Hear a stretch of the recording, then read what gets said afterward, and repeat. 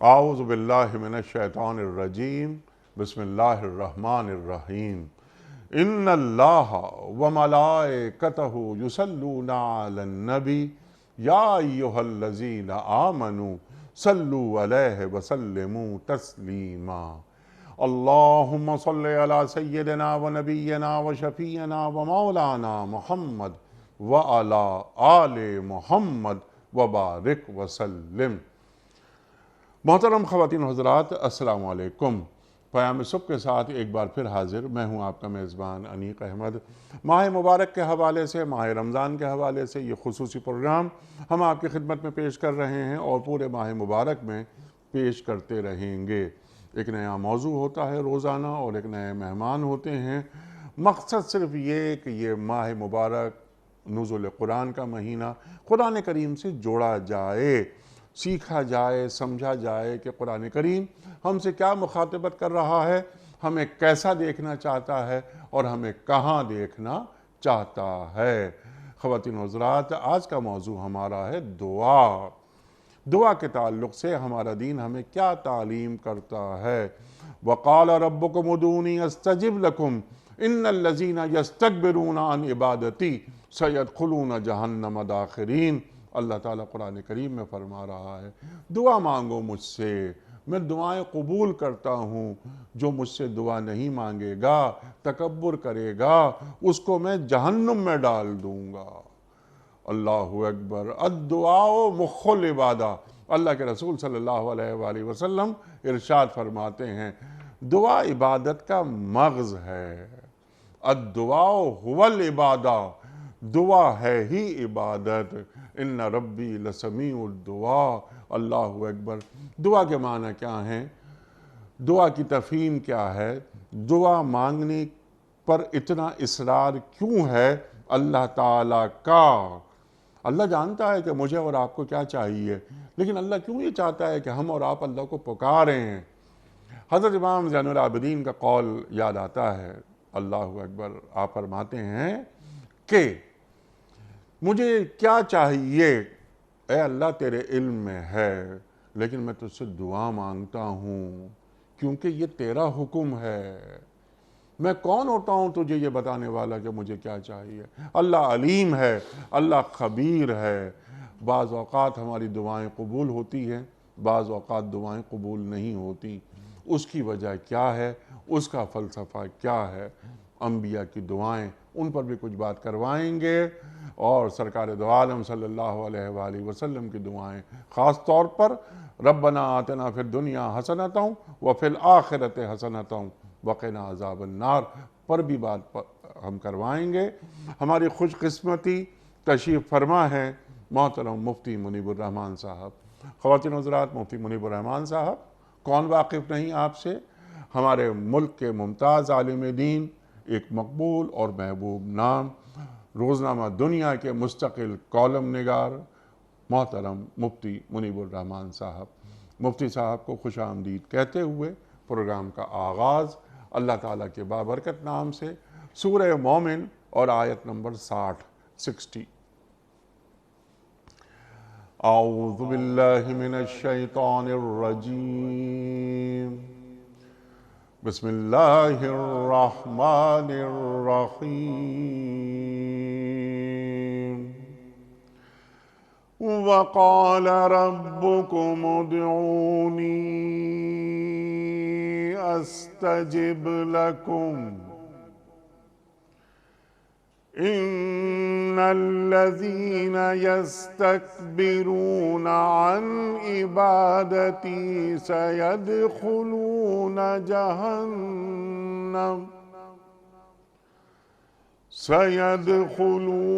جَهَنَّمَ دَاخِرِينَ۔ صدق اللہ العظیم۔ اور تمہارے پروردگار نے کہا ہے کہ مجھے پکارو، میں تمہاری دعائیں قبول کروں گا۔ بے شک جو لوگ تکبر کی بنیاد پر میری عبادت سے منہ موڑتے ہیں، وہ ذلیل ہو کر جہنم میں داخل ہوں گے۔ صدق اللہ العظیم۔ محترم مفتی منیب الرحمان صاحب کی خدمت میں آج کے پروگرام کے حوالے سے پہلا سوال۔ مفتی صاحب، یہ دعا اللہ تعالیٰ بار بار قرآن کریم میں فرماتا ہے، اللہ تعالیٰ کا بندے کا یہ مانگنا بڑا اچھا لگتا ہے اللہ تعالیٰ کو۔ اللہ اکبر، وَإِذَا سَأَلَكَ عِبَادِي عَنِّي فَإِنِّي قَرِيبٌ، بہت ساری آیات۔ دعا کہتے کسے ہیں؟ بسم اللہ الرحمن الرحیم، الحمد للہ رب العالمین، الصلاة والسلام علی سید المرسلین، سیدنا و مولانا محمد اللہم صلی وعلی اللہ آلہ وصحبہ اجمعین۔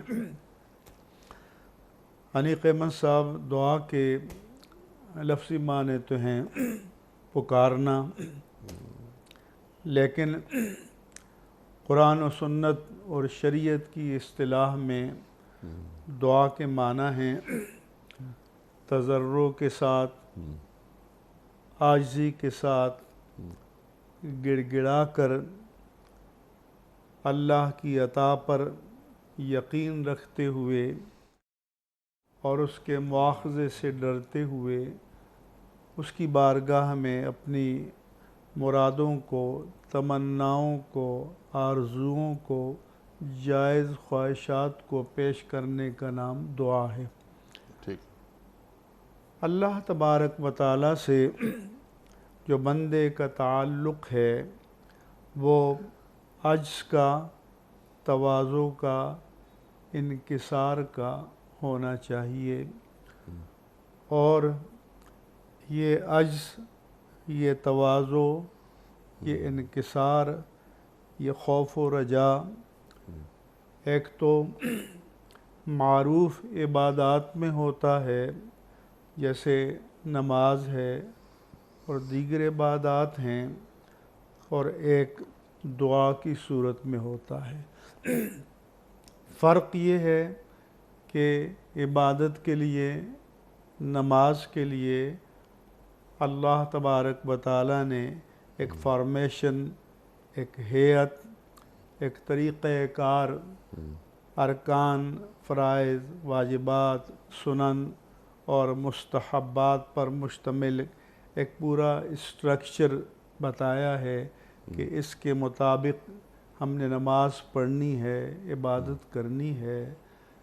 اس کے برعکس دعا میں یہ ہے کہ اللہ تبارک و تعالیٰ نے کسی ہیئت کا، کسی خاص زبان کا، کسی خاص کلمات کا پابند نہیں کیا، بلکہ یہ بندگی اور ربوبیت کا ایک بے اختیار اور ایک بہت ہی جذباتی تعلق ہے جسے ہم دعا سے تعبیر کرتے ہیں۔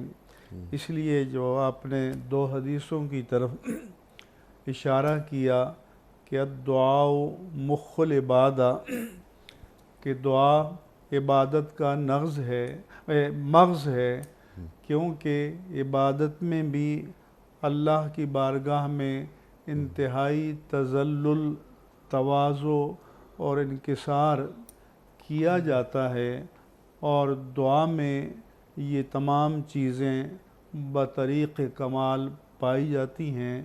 یہ بھی فرمایا کہ الدعاء هو العبادہ، در حقیقت دعا ہی عبادت ہے، کیونکہ ایک بندے اور رب کا ایک بے ضابطہ تعلق ہے اور ربط ہے۔ دعا کے بارے میں کچھ آداب بھی تعلیم فرمائے گئے ہیں۔ شرائط دعا کی کیا ہیں؟ شرائط بھی اور ہیں، رزق حلال کی اس سے کیا تعلق ہے؟ اس کے آداب بھی ہیں۔ لیکن اس سے پہلے مفتی صاحب میں چاہتا ہوں کہ ذرا کچھ آپ کی خدمت، اس کے بعد یہ سوالات ہم یہ رکھیں گے کہ آداب دعا کیا ہیں، شرائط دعا کیا ہیں، دعا کب قبول ہوتی ہے، کب قبول نہیں ہوتی، مستجاب الدعوات کون ہوتے ہیں، یہ سب ہم آپ سے سیکھیں گے۔ لیکن سوال میرا ایک اور یہ ہے کہ جب ایک چیز اللہ تعالیٰ نے لکھ دی ہے ہماری تقدیر میں کہ یہ ہمیں ملے گا، یہ ہمیں نہیں ملے گا، اور ایک لوح محفوظ پر وہ تقدیر لکھی جا چکی ہے، تو کیا دعا اس تقدیر کو تبدیل کر سکتی ہے؟ ویسے تو حدیث پاک میں آیا ہے کہ دعا یرد القضا، کہ دعا تقدیر معلق کو ٹال دیتی ہے، جی اور دعا مصائب کو ٹالنے کا ایک ذریعہ ہے، لیکن تقدیر مبرم یا قطعی تقدیر جو اللہ کے ہاں طے ہے، تو حضرت عمر فاروق رضی اللہ تعالی عنہ اپنے فتح دمشق کے سفر میں جا رہے تھے کہ امواس کی بستی کے پاس سے گزر ہوا۔ اب کا معمول یہ تھا کہ راستے میں جو بستیاں آتی تو وہاں کے لوگوں کے حالات معلوم کرتے ہوئے جاتے، تو اس بستی میں طاعون پھیلا ہوا تھا، ایک وبا ہے، پلیگ جسے کہتے ہیں۔ جی تو مشورہ کیا گیا کہ امیر المومنین اس بستی میں جائیں یا نہ جائیں، کیونکہ حدیث پاک میں آیا ہے کہ جہاں پر وبا آ جائے تو اندر والے باہر نہ جائیں اور باہر والے اندر نہ آئیں۔ جی تو آپ نے صحابہ سے مشورہ کیا، پھر سینئر صحابہ سے کیا، اور پھر آپ نے یہ فیصلہ کیا کہ بستی میں نہیں جانا چاہیے۔ اس پر حضرت آپ سے سوال کیا گیا کہ افرارم من قدر اللہ، اے عمر کیا اللہ کی تقدیر سے بھاگ رہے ہو؟ انہوں نے کہا کہ نعم، فرارم من قدر اللہ الی قدر اللہ، اللہ کی تقدیر سے بھاگ کر اللہ کی تقدیر کی پناہ میں جا رہا ہوں۔ سبحان تو اللہ۔ مطلب یہ ہے کہ جب ہم دعا کرتے ہیں تو اس کے معنی یہ ہوتے ہیں کہ یہ دعا بھی تقدیر کا حصہ ہی ہے، سبحان اللہ۔ اور یہ دعا بھی اس کا حصہ ہے، جیسا کہ اللہ کے رسول سے پوچھا گیا کہ جب تمام معاملات لوح تقدیر میں طے پا چکے ہیں تو پھر ہم توکل کیوں نہ کریں، یعنی ہاتھ باندھ کر کیوں نہ بیٹھ جائیں، جو لکھا گیا ہے وہ ہو کر رہے گا۔ تو اللہ تعالیٰ کے رسول مکرم صلی اللہ علیہ وآلہ وسلم نے فرمایا بل اعملوا، تم کام کرتے چلے جاؤ، اس کو چھوڑو، تم کام کرتے چلے جاؤ۔ فَإِنَّ الْعَبْدَ مُيَسَّرٌ لِمَا خُلِقَ لَهُ، کہ بندہ جس مقصد کے لیے پیدا کیا گیا ہے، یہ جو اس کے مقدر میں ہے تو اس کو اس کے لیے آسان کر دیا جاتا ہے۔ جیسے قرآن میں کہ فَأَمَّا مَنْ أَعْطَى وَصَدَّقَ بِالْحُسْنَى فَسَنُيَسِّرُهُ لِلْيُسْرَى، کہ جو اللہ کی راہ میں صدقہ دے گا اور اچھائی کی راہ میں صدقہ دے گا تو اس کے لیے ہم اچھائی کی منزل تک رسائی کی راہوں کو آسان کر دیں گے۔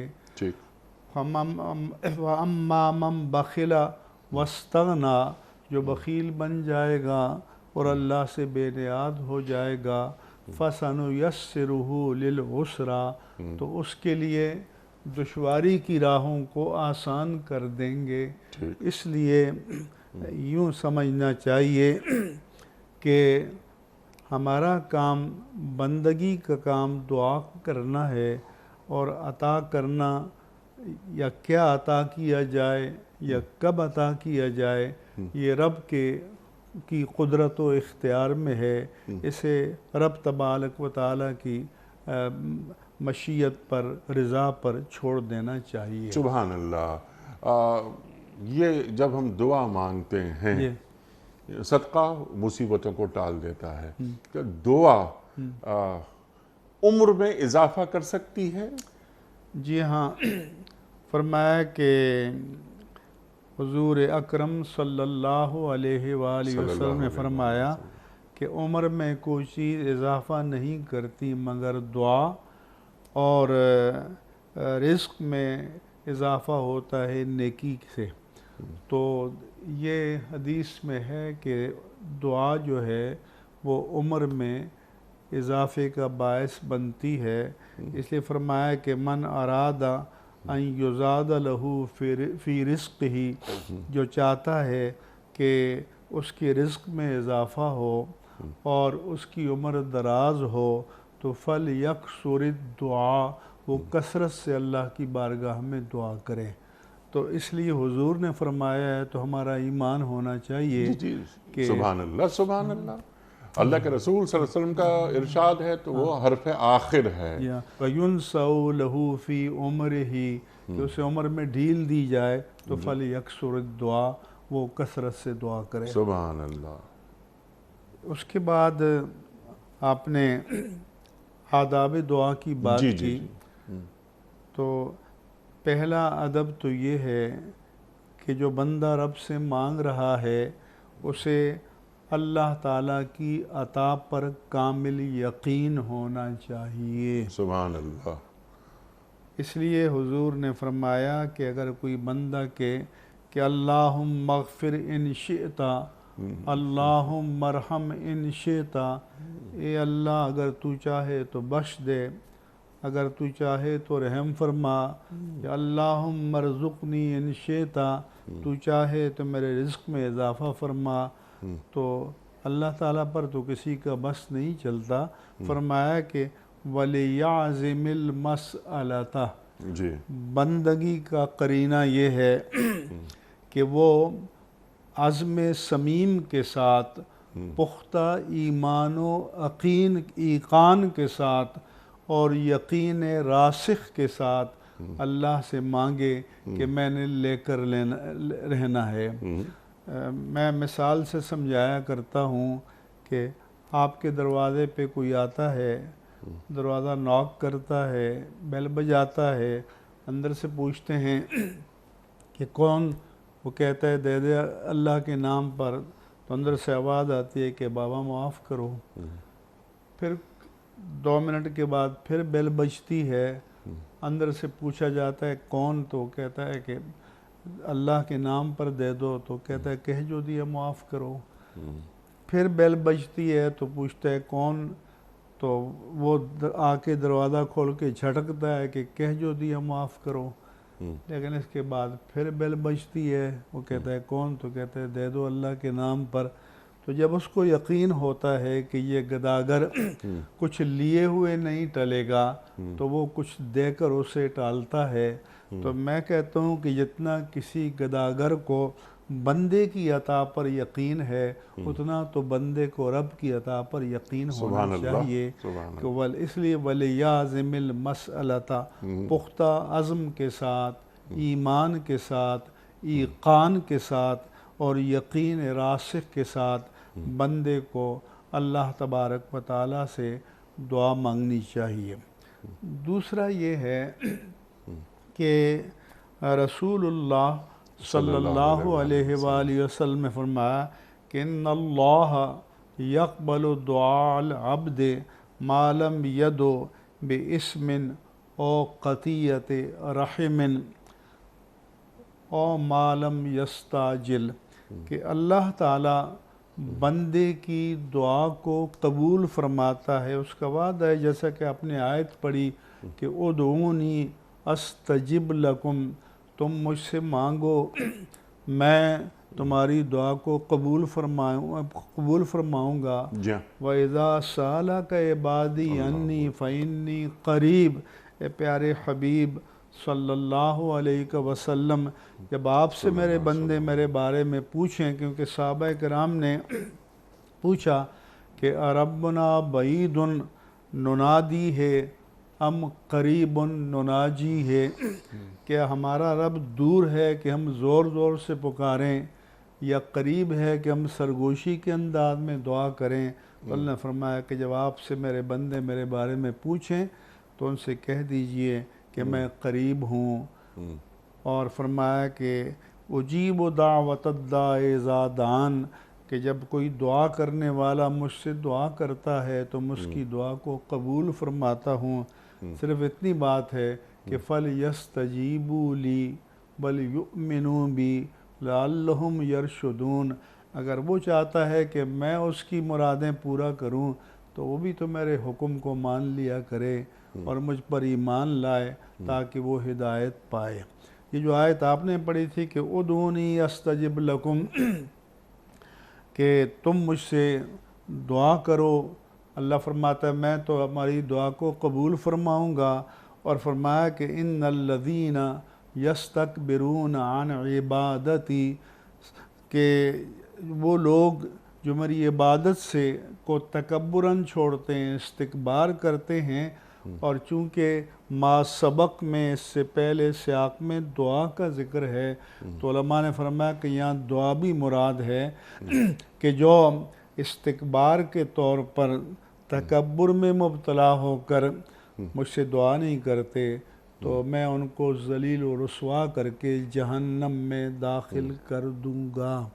اس لیے فرمایا کہ اللہ تعالیٰ بندے کی دعا کو قبول فرماتا ہے جب تک کہ وہ گناہ کا سوال نہ کرے، قطع رحمی کا سوال نہ کرے، اور استعجال نہ کرے۔ استعجال کے معنی جلد بازی کے ہیں۔ عرض کیا گیا کہ مل استعجال یا رسول اللہ صلی اللہ علیہ وسلم، دعا میں جلد بازی کیا ہے؟ تو آقا و مولا صلی اللہ علیہ وآلہ وسلم نے فرمایا کہ بندہ کہے کہ دعوتو و دعوتو و دعوتو فانا یستجاب، کہ میں دعا کرتا رہا، میں مانگتا رہا، میں مانگتا رہا، سنوائی نہیں ہوتی، قبولیت ہی نہیں ہوتی۔ وَيَسْتَحْسِرُ عِنْدَ ذَلِكَ، اور ایک مرحلے پر وہ تھک ہار کر دعا مانگنا چھوڑ دیتا ہے، تو اس بندے کی دعا قبول نہیں ہوتی۔ اسے تو یہ عقیدہ رکھنا چاہیے کہ کوئی بات نہیں کہ اگر فوری مراد بر نہیں آئی تو اللہ نے مجھے اپنے در کا گداگر اور منگتا تو بنا دیا، یہ اللہ کا احسان کیا کم ہے۔ اس لیے جو تشکیک کے مارے ہوئے ہیں، وہم کے مارے ہوئے ہیں، جنہیں اللہ تعالیٰ کی عطا پر یقین کامل نہیں ہے، تو حضور نے فرمایا کہ اللہ تبارک و تعالیٰ ان کی دعا کو قبول نہیں فرماتا۔ ٹھیک، اس لیے جب بھی بندہ مانگے اللہ تعالیٰ سے تو پورے یقین کے ساتھ اور یقین کامل کے ساتھ مانگے۔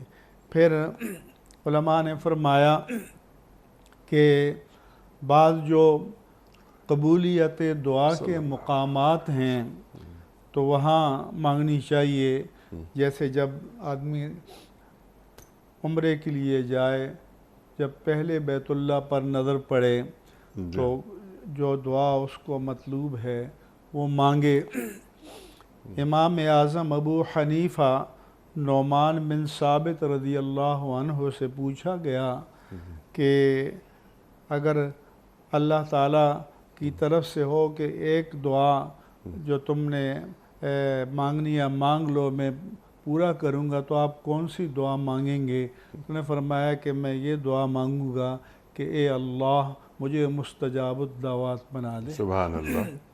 اسی طرح بیت اللہ کے چوکٹ سے چمٹ کر لپٹ کر اللہ سے دعا مانگے، یعنی ملتزم جسے کہتے ہیں، وہاں جا کر اللہ سے دعا مانگے، زمزم پی کر اللہ سے دعا مانگے، طواف کے دوران، صفا اور مروہ کی سعی کے دوران، وقوف عرفہ کی شام کو جب غروب آفتاب ہو جائے تو دعا مانگنی چاہیے، گڑ گڑا کر، تضرع کے ساتھ، زاری کے ساتھ۔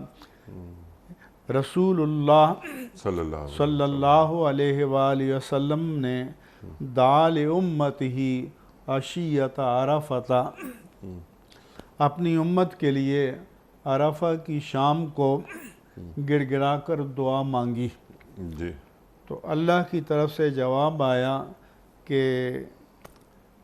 آپ کی دعائیں امت کے حق میں قبول ہیں، ما عدا المظالم یا ما خلا المظالم، الا یہ کہ جنہوں نے دوسروں کی حق تلفی کی ہے تو وہ معاف نہیں ہوگی۔ حضور عرفات سے مزدلفہ تشریف لے گئے اور پھر رات کے پچھلے پہر میرے آقا و مولا صلی اللہ علیہ وآلہ وسلم نے پھر گڑ گڑا کر امت کے لیے دعائیں مانگی، اور ایک مرحلہ آیا کہ آپ نے ضحک فرمایا کہ آپ کے دندان مبارک نظر آئے۔ تو آپ سے حضرت ابوبکر صدیق رضی اللہ عنہ نے پوچھا کہ یا رسول اللہ صلی اللہ علیہ وسلم ما اضحکک اضحک اللہ سنک، یہ اچانک جو آپ نے ضحک فرمایا تو اس کا سبب کیا ہے؟ کیونکہ یہ تو تضرع کا، زاری کا، گڑگڑاہٹ کا مقام ہے۔ اگرچہ ہماری تمنا ہے کہ ان نورانی دندان مبارک کو ہمیشہ ہم مسکراتا ہوا دیکھیں، تو حضور اکرم صلی اللہ علیہ وآلہ وسلم نے فرمایا کہ میں نے اللہ تعالیٰ سے دعا مانگی کہ یا اللہ، وہ جو عرفہ میں جواب ملا تھا کہ ما خلل مظالم یا ما عدل مظالم،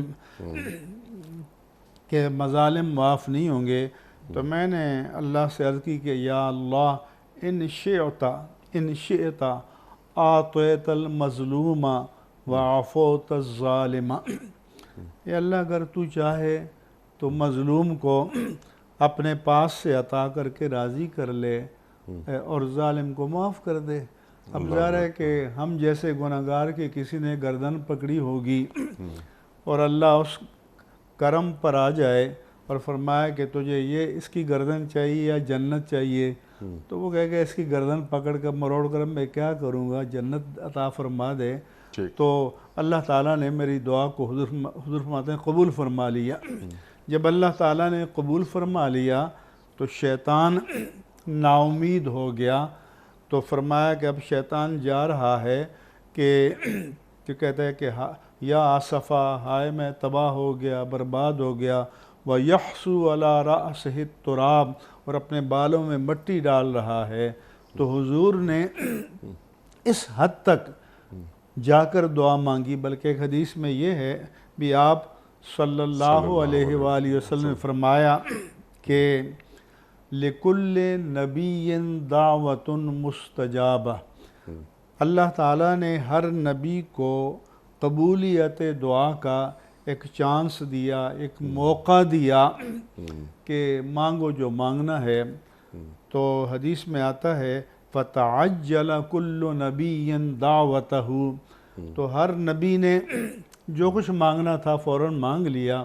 وَإِنِّي اخْتَبَاتُهُ لِنَفْسِي، اور میں نے اللہ تعالیٰ کی قبولیت دعا کو اپنے لیے اور اپنی امت کے لیے بچا کر رکھ دیا، اور کل قیامت کے دن میں اللہ سے التجا کروں گا کہ یا اللہ تیری ذات کریمہ نے فرمایا تھا کہ مانگ جو مانگنا ہے، تو آج میں امت کی شفاعت مانگتا ہوں۔ اللہ اکبر۔ اس لیے بندے کو مانگنا چاہیے اور مانگتے رہنا چاہیے، اور دعا مانگنے کو یقین کے ساتھ شعار بنانا چاہیے۔ یہاں تک کہ حدیث پاک میں آیا کہ بندہ اپنی سوچ کے مطابق مانگے لیکن معاملہ اللہ کے سپرد کر دے، جیسا کہ قرآن میں فرمایا کہ وہ فَوِّضُ أَمْرِي إِلَى اللَّهِ إِنَّ اللَّهَ بَصِيرٌ بِالْعِبَادِ، کہ میں اپنا معاملہ اللہ کے سپرد کرتا ہوں اور اللہ بندوں کے حال سے خوب باخبر ہے۔ کیونکہ قیامت کے دن اللہ تعالیٰ اپنے بعض بندوں کو بلائے گا اور فرمائے گا کہ تم نے مجھ سے دنیا میں یہ مرادیں مانگی تھیں اور میں نے ہی وہ مرادیں تمہیں عطا کر دیں، تمہاری مراد پوری کر دی، حاجت روائی کر دی۔ پھر فرمائے گا کہ تم نے یہ مرادیں مانگی تھیں، میں نے بین ہی وہ مرادیں تو نہیں دیں، لیکن ان کے بدلے میں ایک مصیبت کو ٹال دیا تم سے جو تم پر نازل ہونے والی تھی۔ پھر فرمائے گا کہ تم نے یہ دعائیں مانگی تھیں، میں نے بین ہی وہ تو قبول نہیں کی، لیکن اس سے بڑھ کر یہ نعمت تم کو عطا فرما دی۔ پھر فرمائے گا کہ تمہاری بعض دعائیں ایسی ہیں جو میں نے دنیا میں قبول نہیں فرمائیں، وہ تمہاری امانت ہے، حاضر ہے، یہ اس کا صلہ اور انعام ہے۔ تو اس وقت بندہ تمنا کرے گا کہ کاش میری کوئی بھی دعا دنیا میں قبول نہ ہوئی ہوتی اور سب یہاں پر انعام و اکرام کی صورت میں مل جاتی۔ تو اس لیے جو ہماری خواہش کے مطابق، ہمارے معیار کے مطابق، ہماری طلب کے مطابق اگر قبول نہ ہو تو یہ نہ سمجھنا چاہیے کہ وہ ضائع ہو گئی۔ لوگوں نے دعا پر اعتراض کیا کہ لوگ مانگتے رہتے ہیں، پوری نہیں ہوتی۔ تو میں کہتا ہوں کہ لوگ علاج کرتے رہتے ہیں اور شفا نہیں ملتی، تو کیا لوگوں نے علاج کرنا چھوڑ دیا ہے؟ تو جس طرح سے دوا سبب ہے شفا کا، تو بندے کو اپنے مطلوب کے مطابق شفا نہ بھی ملے تو تب بھی بندہ دعا کو نہیں چھوڑتا، دوا کو، اور علاج کرتا رہتا ہے، دوائیں بدلتا رہتا ہے، طبیب اور ڈاکٹر بدلتا رہتا ہے۔ تو جس طرح سے دوا سبب شفا ہے اور بندہ نامراد ہونے کے باوجود دوا کو نہیں چھوڑتا، اسی طرح دعا بھی سبب ہے، اور اپنی خواہش کے مطابق مراد پوری نہ بھی ہو تو تب بھی دعا کو چھوڑنا نہیں چاہیے، بلکہ اپنے معاملات کا حتمی فیصلہ اللہ تبارک و تعالیٰ پر چھوڑ دینا چاہیے۔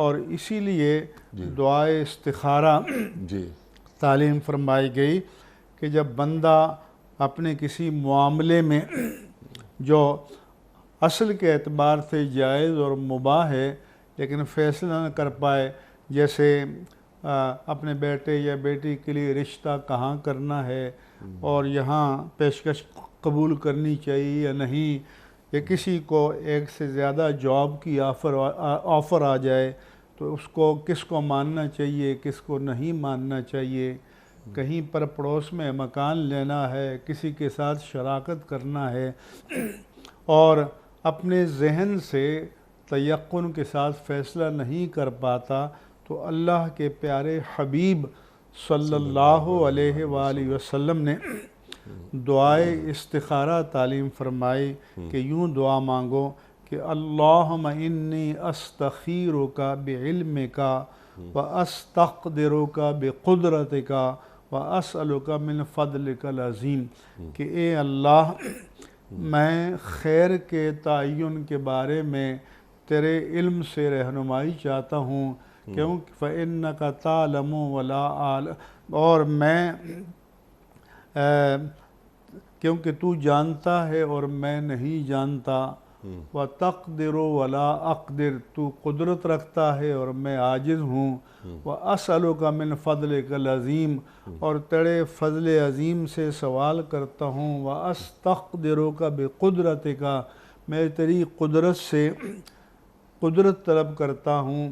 اور پھر یہ دعا مانگے کہ اللہم ان ھذا الامر خیر لی فی دینی و معاشی و عاقبت امری و عاجلہ و آجلہ، کہ اللہ اگر تو جانتا ہے کہ یہ معاملہ جو مجھے درپیش ہے میرے دین کے لیے، میرے معاش کے لیے، میری عاقبت کے لیے، میرے فوری فائدے کے لیے، میرے دیرپا فائدے کے لیے بہتر ہے، تو فقدرہ لی ثم یسر لی فی ثم بارک لی فی، اسے میرے لیے مقدر فرما دے، پھر اس کے حصول کو میرے لیے آسان فرما دے، پھر اس میں مجھے برکتیں عطا فرما۔ اور اللہم ان کنت تعلم ان ھذا الامر شر لی فی دینی و معاشی و عاقبت امری و عاجلہ و آجلہ، کہ اللہ اگر تو جانتا ہے کہ یہ معاملہ جو مجھے درپیش ہے میرے دین کے لیے، میرے معاش کے لیے، میری عاقبت کے لیے، میرے فوری فائدے کے لیے، میرے دیرپا فائدے کے لیے برا ہے، تو فصرف عنی وصرفنی عنہ، اسے مجھ سے پھیر دے اور مجھے اس سے پھیر دے، ثم قدر لی ہے سکان، پھر جہاں تیرے علم کے مطابق میرے لیے خیر ہے وہ مقدر فرما۔ اور آپ اجازت دیں تو میں یہ کہوں کہ میں کبھی جاتا ہوں، ایک بار میں شرشا کی طرف گیا تو پولوں پر بورڈ لٹک رہے تھے کہ استخارہ کرا لیجئے، نیچے موبائل نمبر دیے ہوئے ہیں۔ تو میں نے کہا کہ اب بندے کی مستی کا عالم یہ ہو گیا ہے کہ وہ مراد آپ کی ہے، اور آپ ایک رات، ایک دن یا 4 دن یا ہفتہ بھر اس کے لیے گڑ گڑا کر مانگنے کے لیے تیار نہیں ہیں۔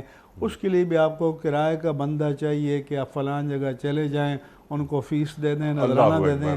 تو یہ مانگو بندگی عجز کا نام ہے۔ اللہ سے مانگیں اور براہ راست مانگیں۔ وَإِذَا سَأَلَكَ عِبَادِي عَنِّي فَإِنِّي قَرِيبٌ أُجِيبُ دَعْوَةَ الدَّاعِ إِذَا دَعَانِ فَلْيَسْتَجِيبُوا لِي۔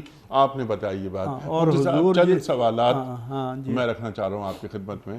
بلکہ جب آپ یہ بات فرما رہے تھے کہ دعا مستقل مانگتے رہنا چاہیے، ترک نہیں کرنا چاہیے یہ عمل، تو اس وقت مجھے حضرت علی کرم اللہ وجہہ کا ایک قول یاد آ رہا تھا، اور کیا خوبصورت بات آپ نے فرمائی کہ جب میں اللہ سے دعا مانگتا ہوں اور وہ دعا قبول ہو جاتی ہے تو مجھے بہت خوشی ہوتی ہے کہ میری مرضی پوری ہو گئی۔ میں دعا مانگتا ہوں اللہ سے اور وہ دعا قبول نہیں ہوتی تو مجھے زیادہ خوشی ہوتی ہے کہ اے اللہ تیری مرضی پوری ہو گئی۔ ماشاءاللہ، اللہ اکبر، اللہ اکبر، الحمدللہ علی کل حال۔ اچھا، آداب دعا، اس میں 2-3 باتیں میں چاہ رہا تھا کہ اس پہ اور ذرا وضاحت سے آپ بیان فرما دیں۔ ایک تو پہلی بات تو یہ کہ جب بھی ہم اللہ کے حضور دعا پیش کریں تو پہلے اس کی حمد ہو، اس کی تعریف ہو، ایک دم یہ دھڑ سے اپنی بات، اپنا مطلب نہ پیش کر دیں۔ اول و آخر حمد و ثنا اللہ کی، اس کے بعد اور اول آخر درود شریف۔ سبحان اللہ، سبحان اللہ، درود شریف اللہ قبول کرتا ہے۔ کہ علماء نے کہا کہ درود پاک کی دعوت اللہ تعالیٰ نے خود دی ہے، تو اس کی عطا سے بعید ہے کہ کوئی درود پڑھے اور وہ نہ مانگے، اور یہ بھی اس کی عطا سے بعید ہے کہ اول آخر درود پاک کو قبول فرما لے اور بیچ میں بندی کی دعا کو چھوڑ دے۔ تو اس لیے اللہ نے فرمایا کہ ان اللہ حیی کریم، کہ اللہ تعالیٰ بہت باحیا ہے، بہت کرم والا ہے۔ یستحیی ان یمد یدہ ویردہ صفرا، کہ اللہ تعالیٰ کو اس سے حیا آتی ہے کہ بندہ اس کی عطا پر یقین کامل رکھتے ہوئے اپنا ہاتھ پھیلائے، اپنا دامن پھیلائے اور وہ خالی ہاتھ لوٹا دے۔ اللہ اکبر۔ جب دنیا کا کوئی داتا جو ایک شان رکھتا ہے تو اپنی شان سے بعید سمجھتا ہے کہ کسی منگتے کو خالی لٹا دے، تو اللہ تعالیٰ تو ملک الملوک ہے، قادر مطلق ہے، خلاق عالم ہے، تو اس کی غیرت کب برداشت کرے گی کہ اپنے منگتے کو خالی لوٹا دے؟ لہذا اللہ کی عطا پر یقین کامل کر کے اس سے مانگتے رہنا چاہیے۔ حدیث میں یہ بھی ہے کہ تمہارے ہتھیلی جو ہے بے بطون ایدیکم، تمہارے ہاتھ کا جو اندرونی حصہ ہے ان کو پھیلا کر دعا مانگو، بے ظہور یعنی ہاتھ کی پشت جو ہے اس کو پھیلا کر نہیں بلکہ ہتھیلی کو پھیلا کر دعا مانگو، اور جب دعا مانگ لو تو پھر ہاتھوں کو چہرے پر پھیر دو، اور ہاتھوں کو چہرے پر پھیرنا یہ وقار کی علامت ہے کہ بندے کو یقین ہو جائے کہ اس کی درخواست اللہ تعالیٰ کی بارگاہ میں پہنچ گئی ہے۔ ایک ادب یہ بتایا کہ اللہ کی بارگاہ میں کوئی توسل پیش کرنا چاہیے، جیسے فرمایا کہ یا ایھا الذین آمنوا استعینوا بالصبر والصلاۃ، اے مومنو تم صبر کو اور صلاۃ کو اللہ کی مدد کے حصول کا ذریعہ بناؤ۔ بعض علماء نے کہا کہ صبر سے مراد روزہ ہے، یعنی اعمال کے وسیلے سے بھی آپ دعا مانگ سکتے ہیں۔ اور احادیث میں 3 اشخاص کا ذکر ہے جو ایک چٹان میں شدید بارش میں پناہ لینے کے لیے داخل ہوئے اور چٹان سرک کر آگے آ گئی اور بند ہو گئی، تو انہوں نے مشورہ کیا کہ ہم نے زندگی میں کوئی نیک کام خالصاً لوجہ اللہ کیا ہو تو اس کے وسیلے سے ہم اللہ سے دعا مانگیں۔ تو تینوں نے ایک ایک کام کے وسیلے سے، ایک نے یہ کہا کہ میں اپنے بھیڑ بکریاں چرایا کرتا تھا اور رات کو جب گھر آتا تو سب سے پہلے دودھ دھو کر اپنے والد اور والدہ کو پیش کرتا۔ تو ایک رات میں گیا، دیر ہو گئی، میں دودھ دھو کر گیا اور اپنے والد یا والدہ کے سرہانے کھڑا ہو گیا، ان کی آنکھ لگ گئی تھی، میرے بچے بلبلا رہے تھے، مجھ سے دودھ مانگ رہے تھے، مگر میں نے کہا کہ میں والدین کو پلانے سے پہلے بچوں کو نہیں دوں گا۔ کہیں پچھلے پہر ان کی آنکھ کھلی اور میں نے ان کو دودھ پیش کیا۔ تو اے اللہ، اگر یہ کام میں نے تیری رضا کے لیے کیا تھا تو اس مصیبت کو ٹال دے، تو تھوڑی سی وہ چٹان سرک گئی۔ پھر دوسرے نے کہا اللہ کی بارگاہ میں کہ اے اللہ، مجھے ایک عورت نے جو حسن و جمال والی تھی دعوت گناہ دی اور میرے اور گناہ کے درمیان کوئی حجاب، کوئی رکاوٹ نہیں تھی، قریب تھا کہ میں مبتلا ہو جاتا مگر مجھے اللہ کا خوف آیا اور میں پیچھے ہٹ گیا۔ اے اللہ، اگر میں نے وہ تیری رضا کے لیے کہا تھا تو یہ اس بدکاری سے میں پیچھے ہٹا تھا، اس مصیبت کو ٹال دے۔ تو پھر 2/3 چٹان سرک گئی۔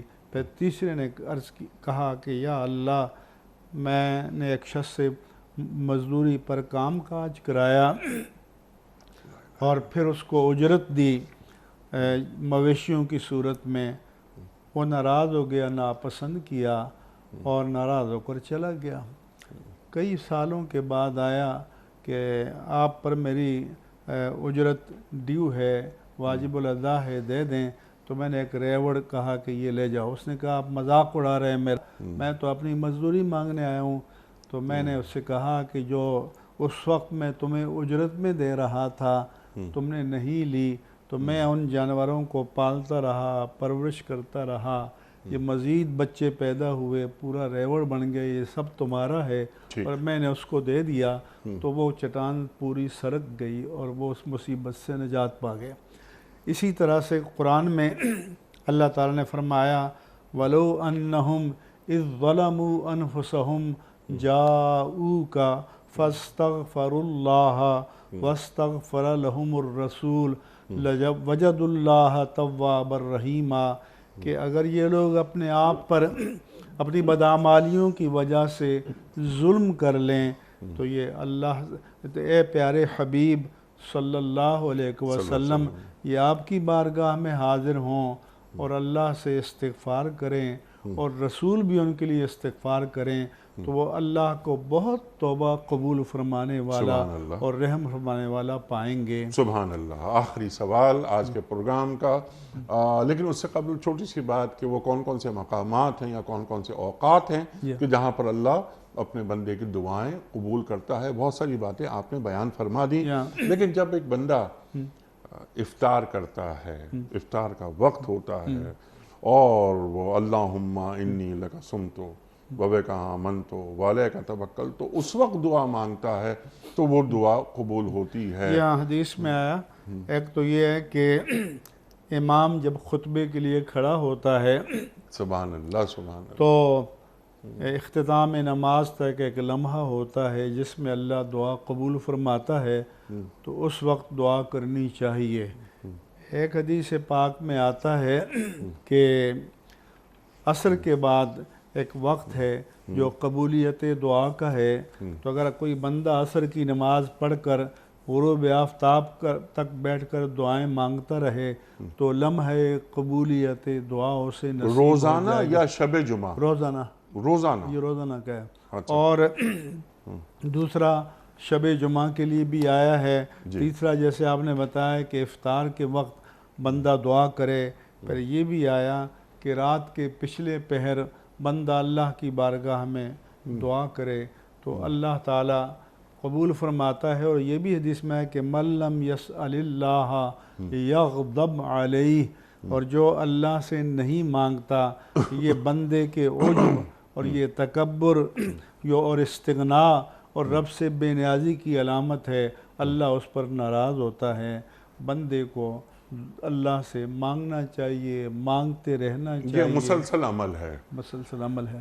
آخری سوال آج کے پروگرام کا، ایک شخص ہے جو مسافر ہے، بالوں میں دھول ہے، بیت اللہ شریف کے پردے پکڑ کر وہ دعائیں مانگتا ہے، لیکن دعائیں قبول نہیں ہوتی کیونکہ ملبسہ حرام، مشربہ حرام، مطعمہ حرام، رزق حلال کا دعا کی قبولیت سے کیا؟ من عباد اللہ اشعث اغبرہ، کہ بال پراگندہ ہیں، غبار آلود ہے، وہ دعا مانگتے چلا جاتا ہے تو فکیف یستجاب، وہ کیسے قبول ہو؟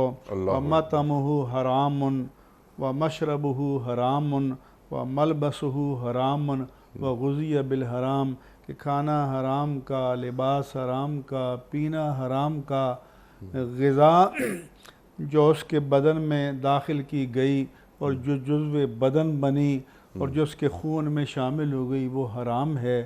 تو اس لیے رزق حلال کی برکت سے اللہ تبارک و تعالی دعا کو قبول فرماتا ہے، اور دعا کی قبولیت کا زیادہ یقین ہوتا ہے، کیونکہ جب آدمی کا ظاہر حال کہ لباس بھی حرام، طعام بھی حرام، غذا بھی حرام، پینا بھی حرام، تو اس کا مطلب یہ ہے کہ اس کے اندر اللہ کی خشیت اور خوف نہیں ہے۔ اللہ اکبر۔ جب قلب خشیت سے خالی ہو جائے تو پھر نامراد رہتا ہے۔ اس لیے حضور انور صلی اللہ علیہ وسلم جو دعا مانگتے تھے کتنی تضرع سے کہ اللہم آمن بکا فؤادی و جنانی و خیالی، اے اللہ میں تجھ پر ایمان لاتا ہوں اپنے دل سے، جسم و جان سے، قلب اور قالب سے، اور اللہم انی اعوذ بعفوک من عقوبتک، اے اللہ میں تیری سزا سے بچ کر تیری عفو کی پناہ میں آتا ہوں، وانی اعوذ برضاک من سخطک، اے اللہ میں تیری ناراضگی سے بچ کر تیری رضا کی پناہ میں آتا ہوں۔ اللہ اکبر۔ اللہم منک الیک، یا اللہ میں تیری پکڑ سے بچ کر تیری ہی رحمت کی پناہ میں آتا ہوں، کیونکہ تو پناہ نہیں دے گا تو اور جائے امان کہاں ملے گی۔ تو اس لیے جب یہ یقین ہو کہ جو کچھ ملنا ہے اسی در سے ملنا ہے، اسی آستانے سے ملنا ہے، اسی بارگاہ سے ملنا ہے، تو پھر وہ اسی سے جب لپٹ کر مانگے گا تو اللہ کبھی نامراد نہیں فرمائے۔ سبحان اللہ، سبحان اللہ۔ اے جلدی راضی ہو جانے والے، ہمارے گناہوں کو معاف فرما، ہمارے خطاؤں کو درگزر کر اور ہماری دعاؤں کو قبول فرما۔ فرمایا کہ رات کے پچھلے پہر اللہ تعالیٰ کی طرف سے غیبی ندا آتی ہے، الا من مستغفر فارزقہ، الا من مسترزق مستغفر فاغفر له، الا من مسترزق فارزقہ، الا من مبتلا فاعافیہ، الا من فلاں و فلاں، کہ غیب سے ندا آتی ہے کہ اے کوئی بخشش مانگنے والا ہے کہ میں اسے بخش دوں، کوئی ہے کشادگی رزق کا سوال کرنے والا کہ میں اسے رزق کشادہ عطا کروں، کوئی ہے مبتلا مصیبت کہ مجھ سے مانگے تو میں اسے مصیبت سے نجات دوں۔ اور یہ رات کا آخری پہر ہے، آخری پہر ہے، تہجد پڑھنے کے تو بعد مائل بکرم ہیں کوئی سائل ہی سبحان نہیں، اللہ، راہ دکھلائیں کسے کوئی رہ روے منزل ہی نہیں. تو علامہ اقبال نے بتایا کہ اللہ کی رحمت تو ایسے ہی سبحان پکار اللہ، رہی ہے. سبحان اللہ. مفتی صاحب آپ کا بڑا ممنون، بڑا شکر گزار. خواتین حضرات، آج دعا کے موضوع پر ہم نے مفتی منیب الرحمان صاحب سے بہت سیکھا. وقال ربکم ادعونی استجب لکم ان الذین یستکبرون عن عبادتی سیدخلون جہنم داخرین. مفتی صاحب نے ایک ایک پہلو پر روشنی ڈالی اور ہمیں بتایا کہ اللہ کو مانگنا، پکارنا ہمارا کتنا پسند ہے. اللہ جانتا ہے کہ ہمارے دل میں کیا ہے اور ہمیں کس کس چیز کی ضرورت ہے، لیکن اللہ کو گڑ گڑانا ہمارا پسند ہے. مانگتے رہنا، یہ رقت، یہ زاری اللہ کو بہت پسند ہے. اللہ تعالی ہماری دعاؤں کو قبول فرمائے. اپنے میزبان انیق احمد کو کل تک کے لیے اجازت دیجیے. کل ایک نئے موضوع اور نئے مہمان کے ساتھ حاضر ہوں گے. خدا حافظ.